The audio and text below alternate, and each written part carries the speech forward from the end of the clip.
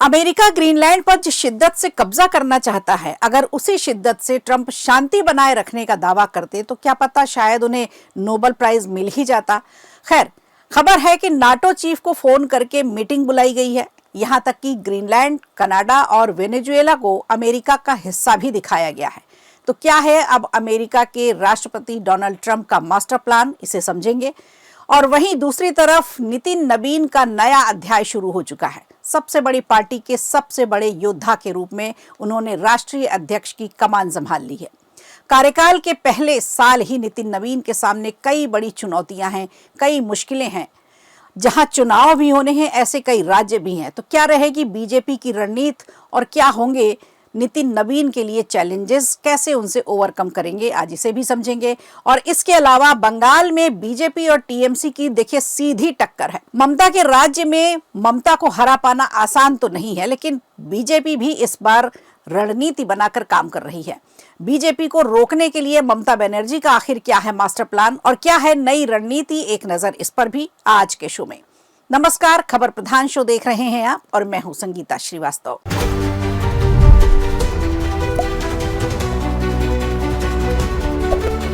चलिए शुरुआत करते हैं अमेरिका से जुड़ी एक बड़ी खबर से। दरअसल राष्ट्रपति डोनाल्ड ट्रंप ने एक बार फिर दुनिया की राजनीति में हलचल मचा दी है। सोमवार को अमेरिकी राष्ट्रपति डोनाल्ड ट्रंप और नाटो प्रमुख मार्क रूटे के बीच फोन पर अहम बातचीत हुई। इस बातचीत का टॉपिक रहा ग्रीनलैंड। ट्रंप ने साफ शब्दों में कहा कि ग्रीनलैंड अमेरिका की राष्ट्रीय और वैश्विक सुरक्षा के लिए बेहद जरूरी है। इसी मुद्दे पर सभी पक्षों के साथ स्विट्जरलैंड के दावोस में बैठक बुलाने पर सहमति बनी। हालांकि तारीख अभी तय नहीं हुई है। ट्रंप ने बातचीत के बाद अपने social media platform truth social पर एक विवादित मैप भी शेयर किया है, जिसमें कनाडा, ग्रीनलैंड और वेनेजुएला को अमेरिका का हिस्सा दिखा दिया है। यही नहीं, ट्रंप ने नाटो चीफ मार्क रूटे का एक प्राइवेट मैसेज भी सार्वजनिक कर दिया है, जिसमें रूटे ने कहा कि वो ग्रीनलैंड के मुद्दे पर आगे का रास्ता निकालने के लिए प्रतिबद्ध हैं और ट्रंप से जल्द मिलने को उत्साहित भी हैं। ट्रंप ने दो टूक कहा कि इस मुद्दे पर पीछे हटने का कोई सवाल नहीं है। उन्होंने ये भी दोहराया कि ताकत के जरिए ही दुनिया में शांति कायम की जा सकती है और अमेरिका दुनिया का सबसे ताकतवर देश है। इस बयानबाजी के बीच जमीनी हालात भी तेजी से बदल रहे हैं। अमेरिका ने ग्रीनलैंड में नोराड का एक सैन्य विमान भेजा है, जो जल्दी ही पिटुफिक स्पेस बेस पहुंचेगा।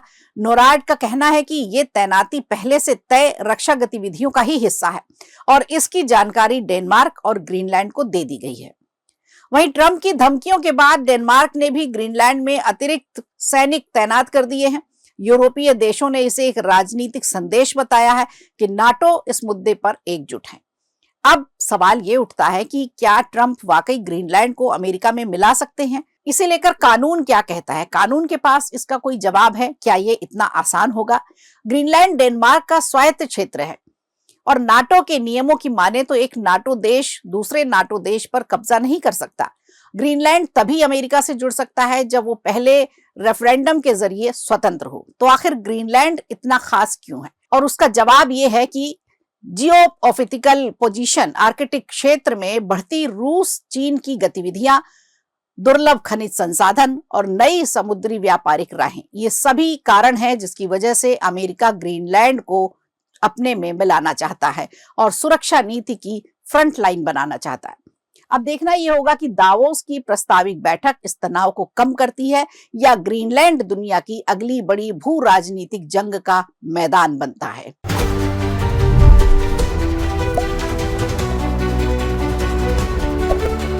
और कई महीनों के लंबे इंतजार के बाद भाजपा को आखिर मिल ही गया अपना नया 12वां राष्ट्रीय अध्यक्ष नितिन नबीन के रूप में, जो अभी तक कार्यकारी अध्यक्ष थे। 45 साल की उम्र के नितिन नबीन न सिर्फ बीजेपी के सबसे युवा राष्ट्रीय अध्यक्ष बने हैं, बल्कि बिहार के पहले ऐसे नेता हैं जो इतने बड़े शीर्ष पद पर पहुंचे हैं।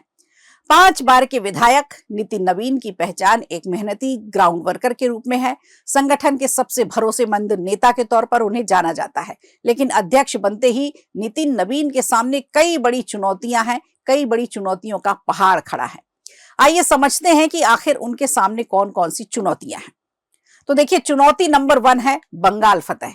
दरअसल बंगाल में चुनाव जीतना नबीन की चुनौतियों में सबसे ऊपर है।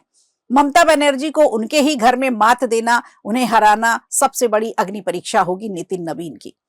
ग्रामीण इलाकों में पार्टी को मजबूत करना होगा, कार्यकर्ताओं को एकजुट रखना होगा और स्थानीय मुद्दों पर फोकस करना होगा। नितिन नवीन की यही प्राथमिकता होगी बंगाल फतह के लिए। अब देखते हैं दूसरी चुनौती कौन सी है। तो दूसरी चुनौती भी चुनाव से जुड़ी है। असम में चुनाव है। असम में भले ही हेमंता शर्मा जोर शोर से काम कर रहे हैं, लेकिन जीत की हैट्रिक लगाना असम में इतना आसान नहीं होगा। नागरिक समानता कानून जैसे मुद्दों के बीच आदिवासी और चाय बागान मजदूरों का भरोसा बनाए रखना और सहयोगी दलों से तालमेल करना चुनौती भरा और बेहद अहम होगा। तो यहां पर भी नितिन नवीन के लिए एक बड़ी चुनौती होगी। और तीसरी चुनौती है साउथ में बीजेपी के द्वार खोलना, दक्षिण भारत में कमल खिलाना। मिशन साउथ भाजपा का मिशन ही नहीं बल्कि डू एंड डाई की लड़ाई माना जा रहा है। ऐसा इसलिए क्योंकि जहां पूरे उत्तर भारत में राज करने वाली भाजपा अकेले साउथ में ही जाकर चूक जाती है।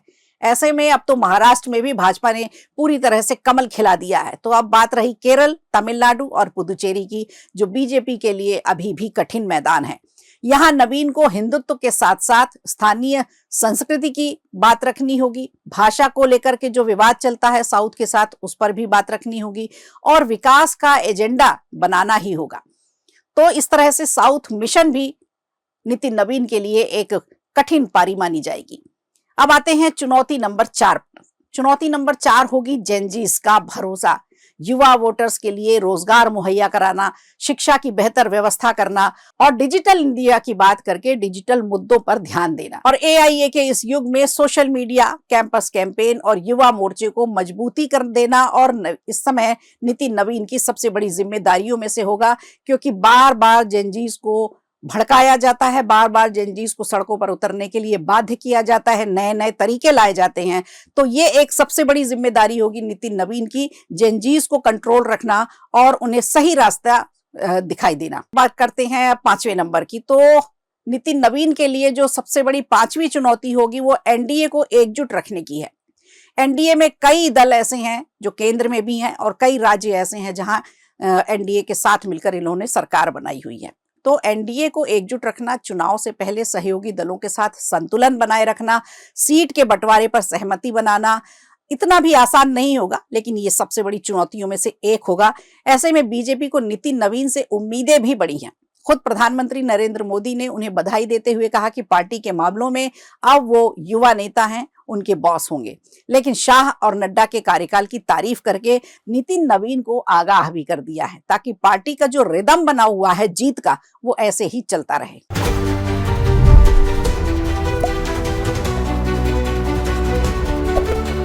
और आइए अब लिए चलते हैं आपको पश्चिम बंगाल की राजनीति में, जहां एक बार फिर चुनावी चकल्लस शुरू हो गई है।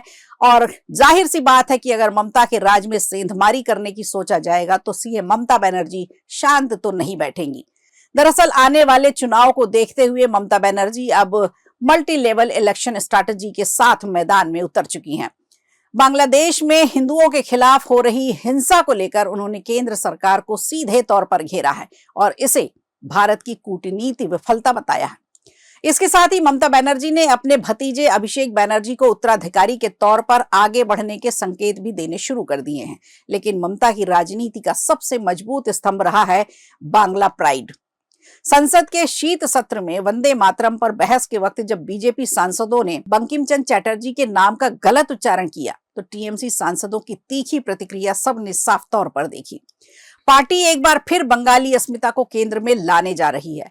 ममता बनर्जी सवाल उठा रही हैं कि अगर बीजेपी सच में हिंदुओं की सुरक्षा को लेकर के गंभीर है तो बांग्लादेश पर कूटनीतिक दबाव क्यों नहीं बनाया गया। बंगाल में इसे अब हिंदुत्व बनाम हकीकत के रूप में पेश किया जा रहा है। टीएमसी की रणनीति में मतुआ समुदाय भी अहम है। मतदाता सूची के विशेष गहन पुनरीक्षण यानी एसआईआर को पार्टी मतुआ वोटरों के अधिकारों पर खतरा बता रही है। वहीं आईपैक के दफ्तर पर ईडी की छापेमारी के बाद ममता का खुला विरोध ये संदेश देता है कि पार्टी किसी के दबाव में नहीं है।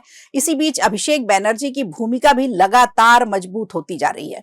तो संगठन के जो फैसले हैं उसे लेकर राष्ट्रीय मुद्दों तक उनकी सक्रियता ये संकेत देती है, ये संदेश देती है कि टीएमसी नेतृत्व परिवर्तन की दिशा में बढ़ रही है। हालांकि ममता को यह भी डर है कि कहीं राष्ट्रीय सुरक्षा, अवैध घुसपैठ और भ्रष्टाचार जैसे मुद्दे बीजेपी को पलटवार करने का मौका न दे दे। फिलहाल इतना तय है कि ममता बनर्जी पूरी तैयारी के साथ चुनाव मैदान में उतर चुकी हैं और अब बांग्ला प्राइड का मुद्दा कितना कारगर रहेगा, कितना नहीं, इस बात का अंदाजा फिलहाल इस स्थिति से लगाना मुश्किल होगा, क्योंकि महाराष्ट्र विधानसभा चुनाव और महाराष्ट्र निकाय चुनाव दोनों ही मराठी अस्मिता पर लड़ा गया, लेकिन उसका कोई फायदा नहीं हुआ, बल्कि ये मुद्दा इतना बैकफायर कर गया कि ठाकरे बंधुओं का पूरा कैरियर ही समाप्ति की ओर चला गया। अब आप इसे लेकर के क्या सोचते हैं? क्या ये ममता बनर्जी के लिए राह आसान होगी? बांग्ला प्राइड कितना असरदार होगा बंगाल वोटर्स के लिए, ये देखने वाली बात होगी। तो खबर प्रधान में आज के लिए इतना ही। दीजिए इजाजत, नमस्कार।